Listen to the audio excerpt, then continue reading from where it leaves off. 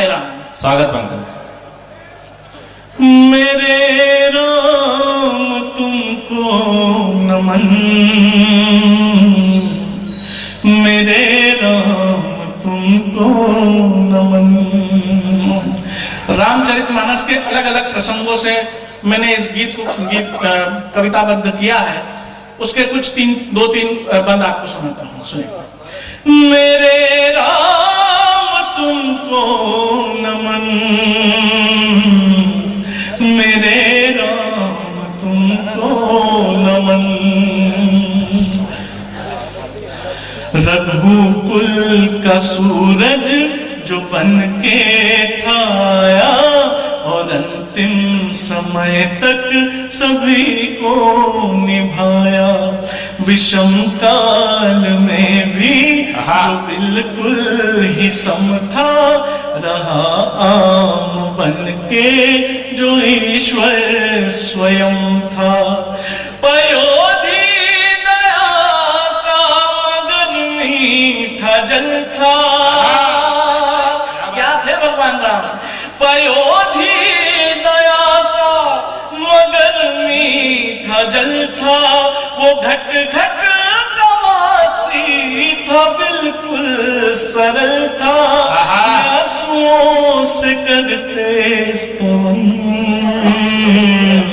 मेरे राम तुमको धन्यवाद। मेरे राम, बहुत बहुत धन्यवाद।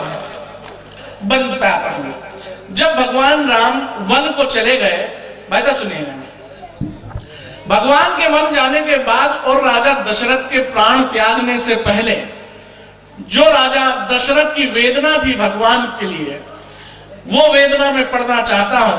तुलसीदास जी ने लिखा है कि राम राम रट विकट भुआलू, जिनु बिन पंख विहंग बेहालू। जैसे कोई बिना पंख का पंछी तड़पता है, ऐसे राजा दशरथ अपने पुत्र के वियोग में तड़प रहे हैं। सुनिएगा क्या कहते हैं। मेरे सिर मुकुट हो, मेरी शान हो तुम, रवि कुल के शोणित की पहचान हो तुम। मेरी वाणी अधरों की मुस्कान हो तुम, तड़पते हुए को अभयदान हो तुम। यदि मेरे बाण हो तुम, यदि मैं धनुष हूँ मेरे बाण हो तुम, मैं खाली बदन हूँ मेरे प्राण हो तुम। वाह भाई वाह।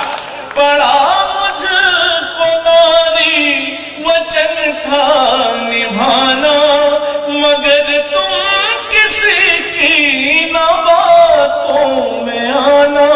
लौट आओ नहीं जाओ, मेरे राम तुमको। बहुत अच्छा। मेरे राम तुम। जब भगवान वनवास के दौरान चित्रकूट पहुंचे, तो हम सभी जानते हैं कि जब भगवान वनवास के लिए गए तब भरतलाल जी अयोध्या में मौजूद नहीं थे।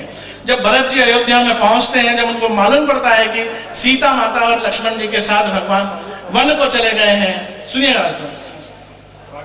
तो पूरी प्रजा को लेकर के भरत जी भगवान को लेने चित्रकूट पहुंच जाते हैं। भगवान से विनय करते हैं, लेकिन भगवान साथ में आने के बजाय अपनी पादुकाएं भरत जी को सौंप देते हैं और उन्हीं पादुकाओं को भरत जी अपने शीश पर सजा के चलते हैं। सुनिएगा क्या कहते हैं भरत कि हुआ सब खत्म यादों का पुलिंदा रह गया कैसे, ये गुलशन जल गया फिर भी परिंदा रह गया कैसे। और मुझे ताज्जुब है तुझसे भी ज्यादा इस कहानी पर कि तुझसे दूर होकर भी मैं जिंदा रह गया कैसे।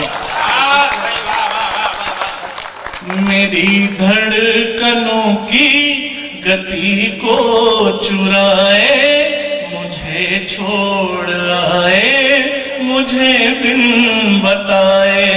क्या कहते हैं भरत जी? तुम्हारे सिवा कुछ नहीं जानता जो, भला कैसे जीवन वो तुम बिन बिताए।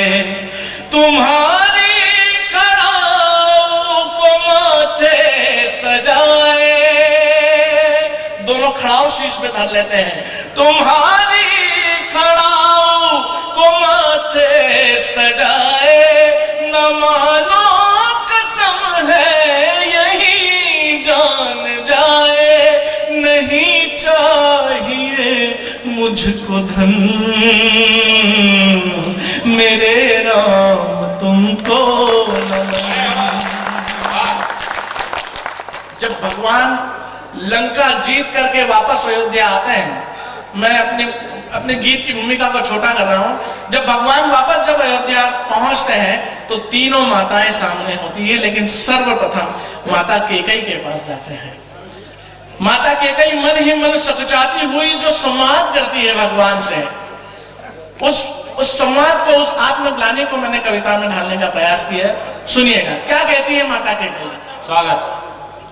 मैं दोषी हूं तेरी व तेरे पिता की, मुझे आज दे दे तू अग्नि चिता की। मैं दोषी हूं तेरी व तेरे पिता की, मुझे आज दे दे तू अग्नि चिता की। मेरी माँ की ममता को मैंने लजाया, मेरे लाल को कर गई क्यों पराया। क्यों हंसता रहा कोई कारण न जाना, हंसते हंसते चले गए भगवान, पर एक बार भी ये नहीं पूछा कि माँ मेरा दोष क्या है। क्यों हंसता रहा कोई कारण न जाना, वचन क्यों न तोड़ा, न किया क्यों बहाना। इसी पाप को अपने ढोती रही मैं, तुझे याद कर कर के रोती रही मैं। क्षमा मांग के मन ही मन मेरे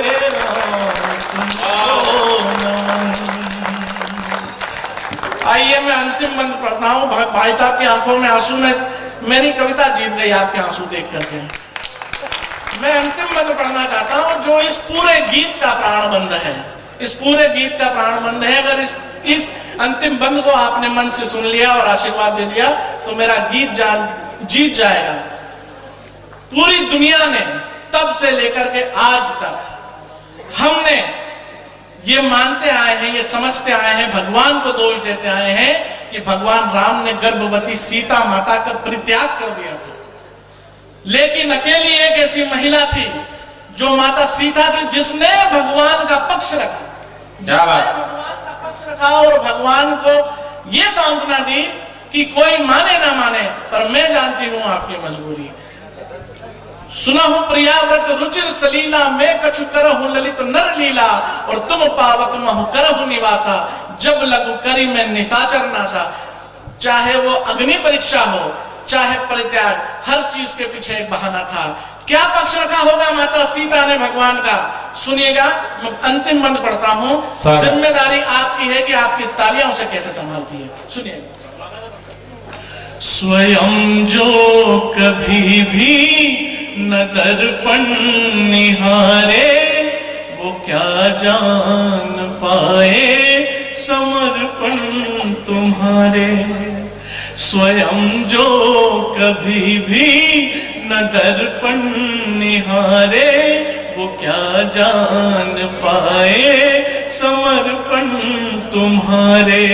अथाह प्रेम संबल से आकृत किया है, मुझे राम तुमने परिष्कृत किया है। बहिष्कृत नहीं मैं अलंकृत रहूंगी, बहिष्कृत नहीं मैं अलंकृत रहूंगी। यदि ना गई जीते जी मृत रहूंगी। कब तक ताने सुनती बेचारी वो भगवान राम जो कालपाश, नागपाश, दंडपाश, इश्कात्र, पिनकात्र, नारायणास्त्र, श्रीवात्र, ऐसे हजारों युद्ध कौशल को जानते थे, क्या वो 4 लोगों की कानाफूसी में अपनी घरवाली को छोड़ देते हैं? कुछ तो कारण रहा होगा। यदि ना गई जीत जी मृत रहूंगी। और अगली पंक्तियों पे आपका मन चाहता हूं, बहिष्कृत नहीं मैं अलंकृत रहूंगी, बहिष्कृत नहीं मैं अलंकृत रहूंगी।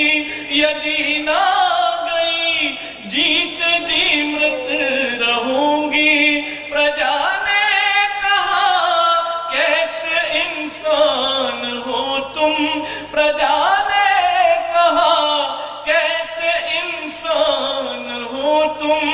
उन्हें क्या बताऊं कि भगवान हो तुम,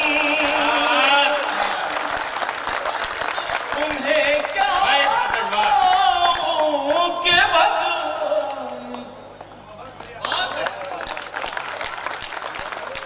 पंकज बहुत अच्छे।